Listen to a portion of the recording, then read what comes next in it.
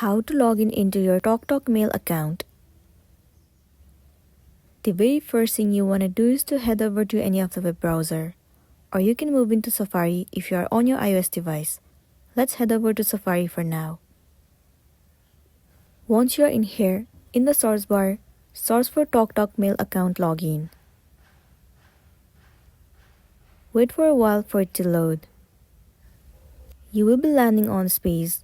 In here, head over to the very first site, log into webmail. You will be landing on this page. In here, what you want to do is, first of all, enter the email address associated with your account, and then enter the password that you have created before. If you have forgotten your password, then you can click on Forgotten Your Password, and then follow the on-screen process, and you will be able to recover your password. So once you enter your login credentials, tap on Sign In. Once you click on Sign In, you will be successfully logged into your specific account, and then you'll be good to go. So that's all for today, and this is simply how you can log in into your TalkTalk Mail account.